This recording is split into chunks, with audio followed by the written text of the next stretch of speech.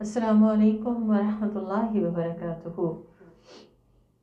انشاءاللہ تعالیٰ آج ہم آیت نمبر 54 سے آیت نمبر 82 سورہ المائدہ سے استفادہ کریں گے۔ بسم اللہ والصلاة والسلام علی رسول اللہ۔ احسن الکلام کلام اللہ واحسن الہدی ہدی محمد صلی اللہ علیہ وآلہ وسلم، اما بعد فاعوذ باللہ من الشیطان الرجیم، بسم اللہ الرحمن الرحیم۔ رب اشرح لی صدری ویسر لی امری واحلل عقدۃ من لسانی یفقہوا قولی۔ یا ایہا الذین آمنوا، اے لوگو جو ایمان لائے ہو، من یرتد منکم عن دینہ، تم میں سے جو کوئی اپنے دین سے پھر جائے یا دین سے بھاگے، ایمان سے پھر جائے یا دین کا طریقہ چھوڑ دے، فَسَوْفَ يَأْتِ اللَّهُ بِقَوْمٍ يُحِبُّهُمْ وَيُحِبُّونَهُ، تو ان قریب اللہ تعالیٰ ایک ایسی قوم لے آئے گا، ایسے لوگوں کو لے آئے گا جو اللہ سے محبت کرتے ہوں گے اور اللہ ان سے محبت کرتا ہوگا۔ تو یہاں سے ایک بات ہمیں واضح طور پہ پتہ چل گئی کہ اگر کوئی شخص دین کے تقاضے پورے نہیں کرتا یا دین میں آنے کے بعد، اسلام قبول کرنے کے بعد اسے چھوڑ جاتا ہے تو وہ اپنا نقصان کرتا ہے، اللہ سبحانہ و تعالیٰ کو کوئی فرق نہیں پڑتا۔ اور پھر اس کے بعد اللہ تعالیٰ نے یہ بتایا کہ تمہاری جگہ اللہ تعالیٰ اور لوگ لے آئے گا، اور یہ کیسے لوگ ہوں گے جو اللہ کو محبوب ہیں، ان کی صفات بتائی گئی کہ جو اللہ تعالیٰ سے محبت کریں گے اور اللہ بھی ان سے محبت کرے گا۔ یاد رکھیے کہ اللہ تعالیٰ کی محبت پانے کے لیے سب سے پہلے اللہ تعالیٰ سے محبت کرنی پڑتی ہے، اور پھر اللہ والوں سے محبت، اللہ کی کتاب سے محبت، اللہ کے احکام سے محبت، اللہ کے دین سے محبت جب کی جاتی ہے تو پھر اللہ سبحانہ و تعالیٰ بھی بندے سے محبت کرتا ہے۔ فرمایا یہ کیسے ہوں گے لوگ؟ اذلۃ علی المؤمنین، مومنوں کے لیے متواضع، عاجز مزاج، نرم، مہربان ہوں گے، ان پہ مطیع ہوں گے ان کے۔ اور کافروں کے لیے کیسے ہوں گے؟ اعزۃ علی الکافرین، کافروں کے مقابلے میں فرم ہوں گے، قوت کا مظاہرہ کرنے والے، ناقابل شکست۔ یجاہدون فی سبیل اللہ، اللہ کے راستے میں جہاد کرنے والے، اللہ کے دین کی خدمت کے لیے انتھک مسلسل اور بہترین کوششیں کرنے والے، اس کے دین کے پھیلاؤ کے لیے، اس کے دین کی حفاظت کے لیے، اس کے دین کو قائم رکھنے کے لیے، اس کے دین کو نافذ کرنے کے لیے مسلسل ایفرٹ کرنے والے ہوں گے۔ اور یہ تبھی ہو سکتا ہے جب انسان کو اللہ سبحانہ و تعالیٰ کی ذات سے پیار ہو جائے، کیونکہ جس سے پیار ہو جاتا ہے پھر بندہ اس کے پیچھے بھاگنے لگتا ہے، جسے اللہ سے پیار ہو جاتا ہے وہ پھر اللہ کے پیچھے بھاگنے لگتا ہے، اور جسے اللہ سے پیار ہو جاتا ہے پھر وہ ہر وہ رکاوٹ دور کرنے کی کوشش کرتا ہے جو اللہ کی طرف اس کو جانے میں مانع فیل ہوتی ہے، چاہے وہ اس کا اپنا نفس ہو یا اس کے محبوب لوگ یا اس کے محبوب مشغلے۔ فرمایا اور کیسے ہوں گے وہ؟ وَلَا يَخَافُونَ لَوْمَةَ لَائِمٍ، اور وہ کسی ملامت گر کی ملامت کی پرواہ کرنے والے نہ ہوں گے، یعنی ایسے لوگ جو اپنا کام پوری کنوکشن کے ساتھ جاری رکھیں گے، نہ ڈریں گے، نہ کسی ملامت کی ان کو پرواہ ہوگی کہ کوئی برا بھلا کہہ رہا ہے، نہ ہی وہ اپنا کام چھوڑنے والے ہوں گے۔ اور یہ کون ہو سکتا ہے؟ یہ وہی ہو سکتا ہے جس نے اپنی منزل کا تعین کر رکھا ہو، جسے اس محبوب ہستی سے اتنا پیار ہو اللہ کی ذات سے کہ وہ اور کسی چیز کی پرواہ نہ کرے کہ کوئی کیا کہتا ہے، اسے اس سے کوئی فرق نہ پڑے۔ فرمایا ذالک فضل اللہ، یہ اللہ کا فضل ہے۔ اللہ کا فضل کس چیز کو کہا گیا؟ جب انسان اللہ سے محبت کرنے والا، مومنین کے لیے نرم، کافروں کے لیے فرم، اور مسلسل اللہ کے راستے میں کوشش کرنے والا، اور اس کوشش کے راستے میں کوئی رکاوٹ برداشت نہ کرنے والا، ایون یہ کہ لوگ اگر ملامت بھی کرتے ہیں تو وہ اس کی پرواہ نہ کرے۔ فرمایا ذالک فضل اللہ یؤتیہ من یشاء، یہ اللہ کا فضل ہے، وہ جس کو چاہتا ہے اس کو یہ فضل عطا کرتا ہے۔ یعنی اللہ کے راستے میں تھکنے والے ہی اللہ کا فضل پانے والے ہیں، اور وہ تھک تھک کے یہاں تک تھکتے ہیں کہ آخر کار اپنے مقصد کو پالیں، یعنی اللہ کی رضا کو پالیں۔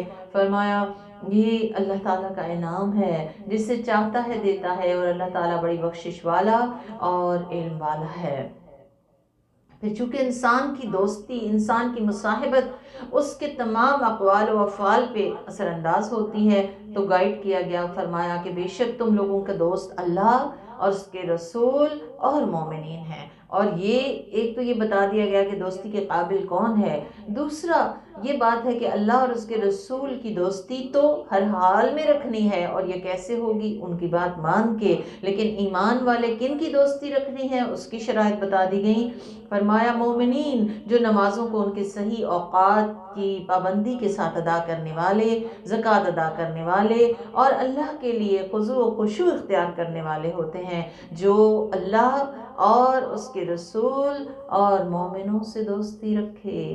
اس کی محبتیں، اس کی دوستیاں اللہ، اس کے رسول اور مومنین کے ساتھ ہوں۔ کون سے مومنین؟ جو پریکٹیکلی اپنے ایمان کا اظہار کرتے ہیں، جن کی خصوصیات بتائی گئی، نماز، زکوٰۃ، اور پھر خضوع و خشوع کے ساتھ یہ سب کچھ کرنے والے۔ تو فرمایا تو بے شک اللہ والے ہی غالب ہیں۔ انہیں حزب اللہ کہا گیا، فَإِنَّ حزب اللہ هم الغالبون، اللہ کا لشکر، اللہ کی پارٹی، اللہ کی پارٹی کے لوگ ہی دراصل غالب آنے والے ہیں۔ تو جو بھی دنیا میں غلبت چاہے، اسے چاہیے کہ اللہ سبحانہ و تعالیٰ سے محبت بھرا تعلق رکھے، رسول کی سنت کی پیروی کرے، اور پریکٹیکلی اہل ایمان جو کہ عملاً اپنے ایمان کا اظہار کرنے والے ہیں، ان سے گہرا دلی اور محبت بھرا تعلق رکھے۔ فرمایا اے ایمان والو، جب اہل کتاب اور کافروں نے تمہارے دین کو مذاق اڑاتے ہیں اور اس کا تماشا بناتے ہیں، انہیں اپنا دوست نہ بناؤ۔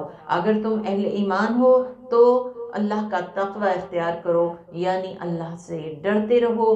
تقوی کا تقاضا کیا ہے کہ دین کا مذاق، دین کی شاعر کا مذاق اڑانے والوں کے ساتھ دوستی اور سنگت نہ رکھو۔ اور حال ان کا کیا ہے کہ جب تم نماز کے لیے بلاتے ہو، یعنی اذان دیتے ہو، تو وہ اس کا مذاق اور تماشا بنا لیتے ہیں۔ یہ اس لیے کہ یہ لوگ عقل و خرد سے بے بہرہ ہیں۔ تو یہاں سے بے وقوف اور عقل و خرد سے بے بہرہ کس شخص کو قرار دیا گیا کہ اذان ہو رہی ہو، اللہ کی پکار آ رہی ہو، اور وہ اللہ کی پکار کو یکسر نظر انداز کر دے اور کھیل تماشے میں لگا رہے۔ میں جب یہ پڑھ رہی تو میری ذہن میں جب میں یہ پڑھ رہی تھی تو میری ذہن میں ایک چیز آ رہی تھی، اور وہ شادی کے فنکشنز تھے کہ جس میں لوگ کھیل اور تماشے میں اور میوزک میں اس قدر مدغم ہوتے ہیں، سو کالڈ مسلمان، کہ انہیں اذان کی آواز کا پتہ بھی نہیں چلتا۔ اللہ تعالیٰ ہمیں شعوری دین عطا فرمائے اور دین کے شاعر کی ریسپیکٹ پراپر کرنے کی توفیق عطا فرمائے۔ فرمایا آپ کہہ دیجئے اہل کتاب، تم ہم سے کیوں غصہ ہوتے ہو، تم ہم پہ کیوں ناراض ہو؟ کیا اس بات پر کہ ہم اللہ پہ ایمان لائے اور اس چیز پر جو ہمارے لیے نازل کی گئی اور جو پہلے نازل کی گئی تھی، اور یہ کہ تم میں سے اکثر لوگ تو فاسق ہیں، یعنی خود حدود سے باہر نکلنے والے ہیں۔ فرمایا آپ کہہ دیجئے کیا میں تمہیں بتاؤں، اللہ کے نزدیک انجام کے لحاظ سے ان سے برا کون ہے؟ جن پہ اللہ نے لعنت بھیج دی، جن پہ اللہ کا غضب کیا گیا، اور جنہیں اللہ نے بندر اور سور بنا دیا، اور جنہوں نے شیطان کی عبادت کی، ان کا ٹھکانہ بدترین ہوگا۔ استغفر اللہ۔ اور یہ لوگ راہ راست سے بہت دور جا چکے ہیں۔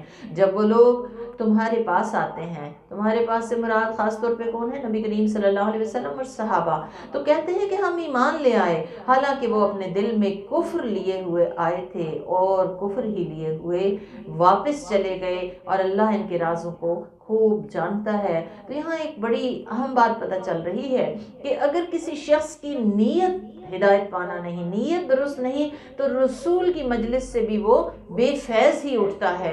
تو کسی بھی مجلس سے ہم کتنا فائدہ اٹھاتے ہیں، اس بات پہ ڈیپینڈ کرتا ہے کہ ہماری نیت، ہمارا ارادہ کیا ہے، چاہے وہ علم کی مجلس ہی کیوں نہ ہو۔ فرمایا اور آپ ان میں سے بہتوں کو دیکھتے ہیں کہ ارتکاب گناہ، ظلم و عدوان اور حرام خوری میں ایک دوسرے سے آگے بڑھے چلے جا رہے ہیں، یقیناً ان کے کرتوت بہت ہی برے ہیں۔ تو یہاں پہ برے کرتوت کس کو کہا گیا؟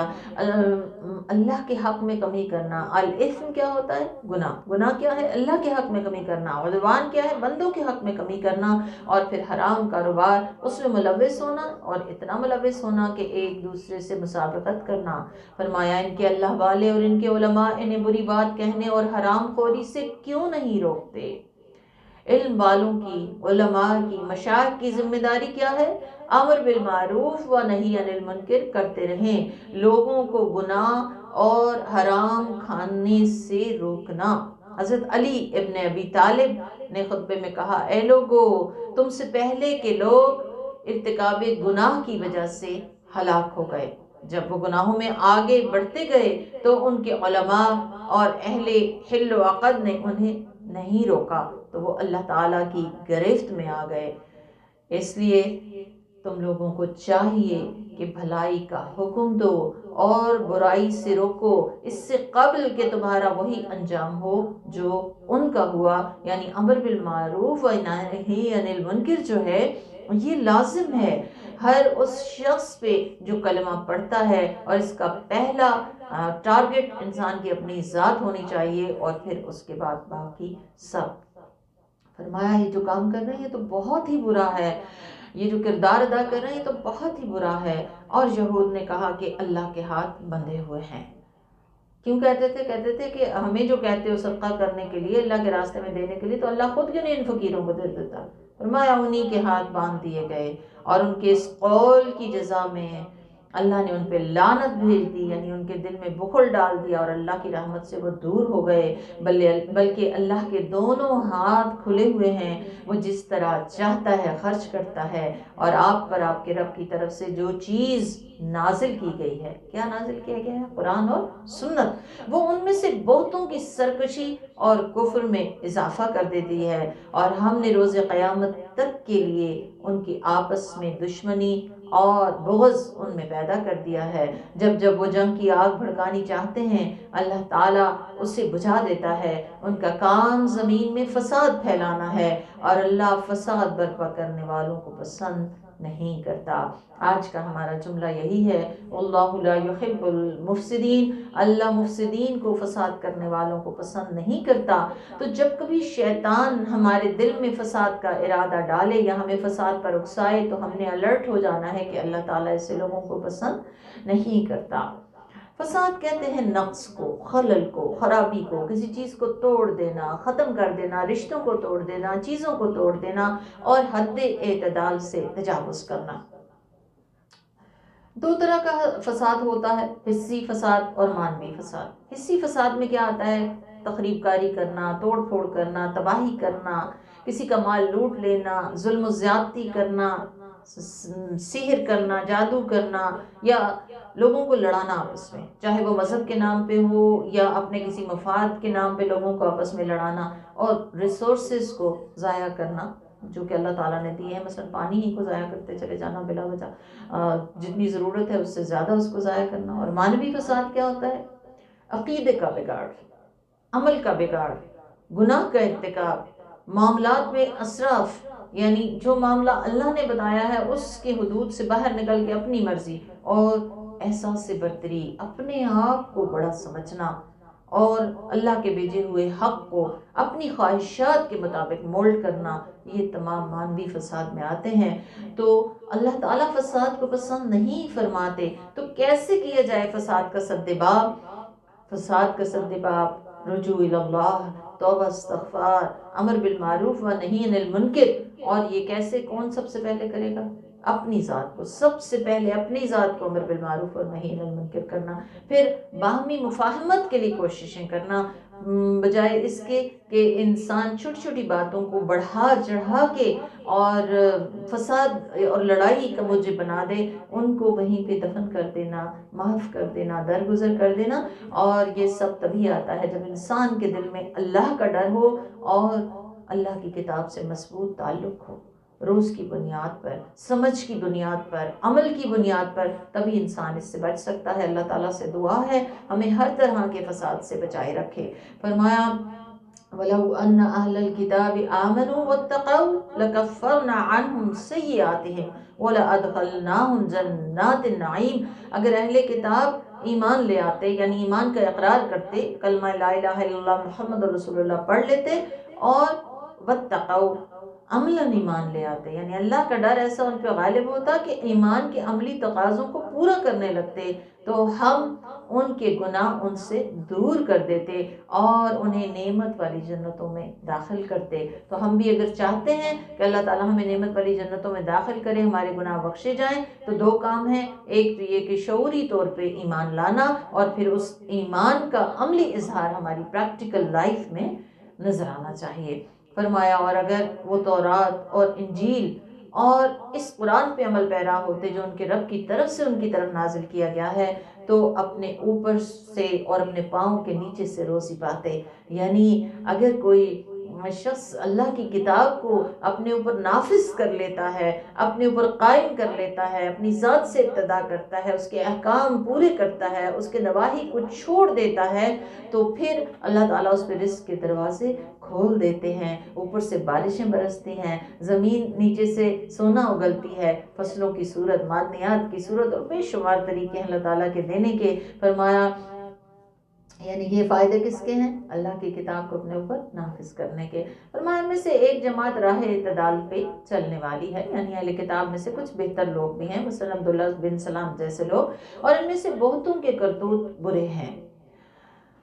فرمایا ایھا الرسول، اے رسول، بلغ پہنچا دیجئے پورے کا پورا، ما انزل الیک من ربک، جو آپ کے رب کی طرف سے آپ پہ نازل کیا گیا ہے، پورا پورا پہنچا دیجئے، قرآن بھی اور سنت بھی۔ وَإِن لَّمْ تَفْعَلْ، اگر آپ نے ایسا نہ کیا، فَمَا بَلَّغْتَ رِسَالَتَهُ، تو آپ نے حق رسالت ادا نہ کیا۔ حق رسالت کس کو قرار دیا گیا؟ نبی کو کہا گیا کہ آپ پہ جو بھی احکامات نازل کیے گئے ہیں ان کو پوری طرح لوگوں تک پہنچا دیجئے۔ اگر وحی کا تھوڑا یا زیادہ حصہ بھی رہ گیا تو آپ نے گویا حق رسالت ادا نہ کیا۔ صحیحین میں عائشہ رضی اللہ تعالیٰ عنہا سے مروی ہے، فرماتی ہیں کہ جو کوئی بھی یہ گمان کرے کہ محمد صلی اللہ علیہ وآلہ وسلم نے وحی کا کوئی حصہ چھپا دیا تو وہ جھوٹا ہے۔ تو یہاں تو واضح کر دیا گیا کہ اگر آپ نے وحی کا کچھ حصہ چھپایا تو گویا آپ نے حق رسالت ادا ہی نہیں کیا۔ جبکہ حجۃ الوداع میں 1,00,000 سے اوپر مجمع تھا، جب آپ صلی اللہ علیہ وآلہ وسلم نے لوگوں سے پوچھا تھا حل بلغت، کیا میں نے پہنچا دیا، تو سب نے جواب دیا تھا کہ ہاں، اور آپ نے انگلی آسمان کی طرف اٹھا کر کہا تھا اللہم اشہد، اے اللہ تو گواہ رہنا۔ تو پھر اس کے بعد اللہ تعالیٰ نے وعدہ کیا ہے رسول اللہ سے، واللہ یعصمک من الناس، اللہ آپ کو لوگوں سے محفوظ رکھے گا۔ رسول کی حفاظت اللہ کے ذمے ہے۔ اور اس آیت سے پہلے رسول اللہ صلی اللہ علیہ وسلم کے خیمے کے باہر پہرا تھا، 2 صحابہ کھڑے ہوتے تھے، یہ آیت نازل ہوئی تو رسول اللہ صلی اللہ علیہ وسلم نے خیمے سے سر باہر نکالا اور انہیں کہا کہ واپس چلے جاؤ، حفاظت کا ذمہ اللہ تعالیٰ نے لے لیا ہے۔ اور ہم دیکھتے ہیں کہ اللہ تعالیٰ نے رسول اللہ کی حفاظت کا ذمہ کس کس طرح سے پورا کیا۔ 30 سے زائد یا 33 سے زائد قاتلانہ حملے رسول اللہ پہ کیے، اللہ تعالیٰ نے حفاظت فرمائی۔ مشرکین مکہ جو آپ کی جان کے دشمن تھے، وہ آپ کا بال بھی بیکار نہ کر سکے۔ کبھی چچا ابو طالب سے حفاظت کروائی تو کبھی انصار مدینہ کو محافظ بنا دیا، کبھی یہودیوں کی چالوں کو ناکام کیا۔ آپ دیکھیں کہ خیبر کے جو یہود تھے جنہوں نے آپ کو زہر دینا چاہا تو وحی کے ذریعے سے آپ کو بتا دیا گیا اور اللہ تعالیٰ نے ان کی شرور سے آپ کو بچا لیا۔ اور جب آپ پہ جادو کیا گیا تو اللہ تعالیٰ نے سورہ الفلق اور سورہ الناس معوذتین اتار کر آپ کو حل بھی بتا دیا اور آپ کو بچا لیا۔ فرمایا ان اللہ لا یہدی القوم الکافرین، اللہ تعالیٰ کافر قوم کو ہدایت نہیں دیا کرتا۔ آپ کہہ دیجئے کہ اے اہل کتاب، تم کسی راہ پہ نہیں ہو جب تک تم تورات، انجیل اور اس قرآن کو قائم نہیں کرتے جو تمہارے لیے تمہارے رب کی طرف سے نازل کیا گیا ہے۔ تو اسلام پہ ہونے کا مقصد کیا ہے کہ انسان قرآن کے جو احکام ہیں ان کو اپنے اوپر نافذ کرے۔ فرمایا اور جو قرآن آپ کے رب کی طرف سے آپ پہ نازل کیا گیا ہے وہ ان میں سے بہتوں کی سرکشی اور کفر میں اضافہ کر دیتا ہے۔ کیوں؟ کیونکہ ان کے اپنے اندر نیت درست نہیں، بس آپ کافروں پہ افسوس نہ کیجیے۔ بے شک اہل ایمان اور یہود اور صابی اور نصارہ ان میں سے جو لوگ بھی اللہ اور یوم آخرت پر ایمان لائیں گے اور عمل صالح کریں گے انہیں نہ تو کوئی خوف لاحق ہوگا نہ کوئی غم۔ یعنی کوئی شخص بھی جو اپنی برائی کو چھوڑ دے، اپنی بے دینی سے دین کی طرف آ جائے تو وہ خوف اور غم سے محفوظ ہو جائے گا، جو سچے معنوں میں ایمان لے آئے اور اس کے مطابق اپنے عمل کو ڈھال لے۔ فرمایا ہم نے بنی اسرائیل سے عہد و پیمان لیا اور ان کے پاس رسولوں کو بھیجا۔ جب بھی کوئی رسول ان کے پاس کوئی ایسی چیز لے کر آیا جو ان کی خواہش کے مطابق نہیں تھی تو انہوں نے انبیاء کی ایک جماعت کو جھٹلایا اور ان کی ایک جماعت کو وہ قتل کرتے رہے، اور سمجھ بیٹھے کہ کوئی فتنہ کھڑا نہیں ہوگا، یعنی کوئی عذاب ان کو نہیں پکڑے گا، اس لیے اندھے اور بہرے ہو گئے۔ اب آنکھیں تو ان کی موجود رہیں، حق سے اندھے ہو گئے، حق سے بہرے ہو گئے، حق کو اپنے اندر اتارنے والے نہ رہے۔ پھر اللہ نے ان پہ نظر کرم کیا، لیکن ان میں سے بہت سے پھر اندھے اور بہرے ہو گئے، اور اللہ ان کے کرتوتوں کو خوب دیکھنے والا ہے۔ بات یہ ہے کہ جب کوئی قوم جس پہ کہ کتاب اتری ہو اس کو صحیح معنوں میں نہ مانے، یعنی نہ اس کو پڑھے، نہ اس کو سمجھے، نہ اس پہ عمل کرے، بلکہ اس کی بجائے غیر قوموں کی نکالی شروع کر دے، تو اللہ تعالیٰ بھی پھر اس پہ اپنا ہاتھ اٹھا لیتے ہیں اور اسے پھر دشمنوں کے قبضے میں دے دیتے ہیں۔ تو لازم ہے، ضروری ہے کہ کتاب آئی اس لیے ہے کہ انسان اس کے مطابق اپنی زندگی کو ڈھالے۔ فرمایا یقیناً وہ لوگ کافر ہو گئے جنہوں نے کہا کہ بے شک مسیح ابن مریم ہی اللہ ہے، اور مسیح نے کہا کہ بنی اسرائیل تم لوگ اللہ کی عبادت کرو جو میرا اور تم سب کا رب ہے۔ بے شک جو اللہ کے ساتھ کسی دوسرے کو شریک ٹھہرائے گا تو اللہ تعالیٰ نے اس پہ جنت حرام کر دی، اس کا ٹھکانہ جہنم ہے اور ظالموں کا کوئی مددگار نہیں۔ یہاں پہ دو چیزیں بتائی گئی، ایک تو یہ واضح بتا دیا گیا کہ مسیح ابن مریم اللہ نہیں ہے، بلکہ وہ تو خود یہ تبلیغ کرتے رہے کہ ایک اللہ کی عبادت کرو، یعنی لا الہ الا اللہ۔ توحید کا پیغام تمام انبیاء علیہ السلام نے دیا، اور اس احساس کے ساتھ کہ وہ میرا رب بھی ہے اور تمہارا رب بھی ہے۔ اور پھر اللہ کا فیصلہ بتا دیا گیا کہ جو شخص بھی اللہ کے ساتھ کسی طرح کا بھی شرک کرے، اس کی ذات کے ساتھ، اس کی صفات کے ساتھ، اس کے اختیارات کے ساتھ، تو اللہ کا فیصلہ ہے کہ اس کا ٹھکانہ جہنم ہے۔ ایسے ظالموں کا پھر کوئی مددگار نہ ہوگا۔ بے شک ان لوگوں نے کفر کا ارتکاب کیا جنہوں نے کہا اللہ تین معبودوں میں سے ایک ہے۔ نصارہ کی بات کی جا رہی ہے، حالانکہ ایک معبود حقیقی کے سوا کوئی دوسرا معبود نہیں، اور اگر وہ لوگ اپنی اس بات سے باز نہیں آئیں گے تو ان میں سے کافروں کو دردناک عذاب سے دوچار ہونا ہوگا۔ کیا وہ اللہ کے حضور توبہ نہیں کریں گے اور اس سے مغفرت نہیں مانگیں گے؟ یعنی اللہ تعالیٰ کہتے ہیں افلا یتوبون الی اللہ ویستغفرون، کیا پھر بھی یہ اللہ کی طرف رجوع نہیں کرتے اور استغفار نہیں کرتے؟ استغفار کہتے ہیں ستر الذنب وتجاوز عنہ، یعنی اللہ سے دعا کرنا کہ یا اللہ میرے گناہوں کو ڈھانپ دے، ان کی تشہیر نہ ہو، وہ سامنے نہ ہو، اور ان سے درگزر فرما، ان سے اوور لک کر دے۔ تو ہر وہ ذکر جو مغفرت کا سبب بنے وہ استغفار ہے۔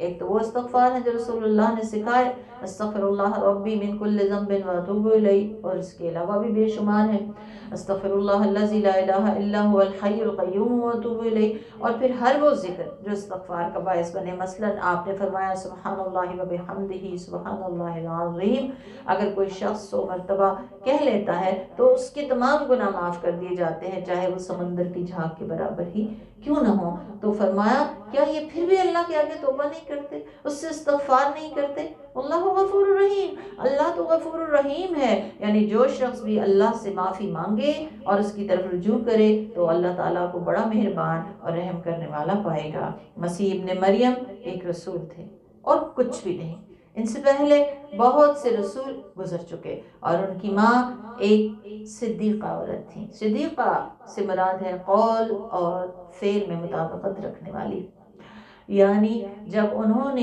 ایمان کو اختیار کیا تو پھر اپنے عمل سے اس کا اظہار بھی کیا۔ وہ بہت پارسا عورت تھیں اور دونوں ہی کھانا کھایا کرتے تھے، یعنی وہ بشریت کے تقاضوں کے ساتھ وابستہ تھے۔ آپ دیکھ لیجئے ہم اپنی نشانیاں کس طرح ان کے لیے کھول کے بیان کرتے ہیں، پھر دیکھیے کہ وہ کس طرح گمگشتہ راہ ہوئے جا رہے ہیں۔ آپ کہہ دیجئے، کیا تم لوگ اللہ کے سوا کسی ایسے کی عبادت کرتے ہو جو نہ تمہیں نفع دے سکتے ہیں نہ نقصان کی قدرت رکھتے ہیں، اور اللہ بڑا سننے والا اور بڑا جاننے والا ہے۔ آپ کہہ دیجئے، اے اہل کتاب، تم لوگ اپنے دین میں ناحق غلو نہ کرو اور ان لوگوں کی خواہشات کی پیروی نہ کرو جو تم سے پہلے گمراہ ہوئے اور بہتوں کو گمراہ کیا اور راہ راست سے بھٹک گئے۔ تو آپ صلی اللہ علیہ وسلم نے فرمایا غلوف سے بچو، کیونکہ تم سے پہلے کے لوگ دین میں غلوف کرنے کی وجہ سے ہی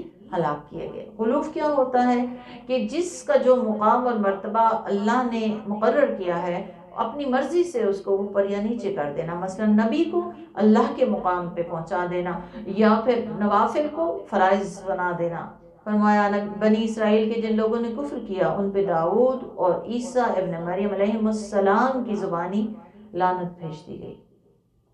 ایسا کس وجہ سے ہوا؟ وجہ بتا دی گئی، ایسا ان کی نافرمانی کی وجہ سے ہوا کہ وہ لوگ اللہ کی حدود سے تجاوز کرتے تھے۔ وہ لوگ جس گناہ کا ارتکاب کرتے تھے اس سے ایک دوسرے کو روکتے نہیں تھے۔ یقیناً جو کچھ کرتے تھے وہ بہت برا تھا۔ اب ان میں سے بہتوں کو دیکھتے ہیں کہ وہ اہل کفر کو اپنا دوست بناتے ہیں، انہوں نے اپنے لیے جو کچھ آگے بھیجا وہ بہت برا ہے، اور اس کا نتیجہ یہ ہوا کہ اللہ ان سے ناراض ہوا اور وہ ہمیشہ کے لیے عذاب میں رہیں گے۔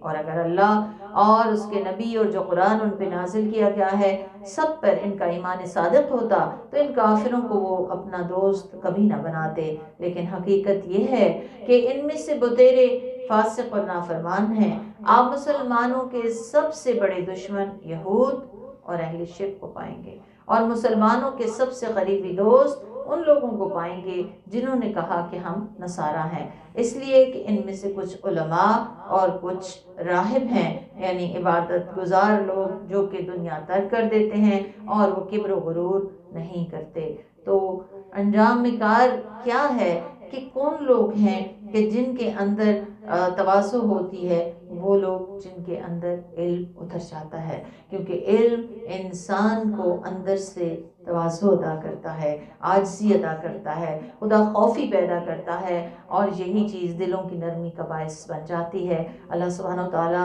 ہمیں بہترین علم دے اور اس علم سے فیضیاب ہونے کی توفیق عطا فرمائے، اور ہمیں عاجزی عطا فرمائے، اور اپنا خوف اور اپنی محبت ہمارے دل میں بہت زیادہ کر دے۔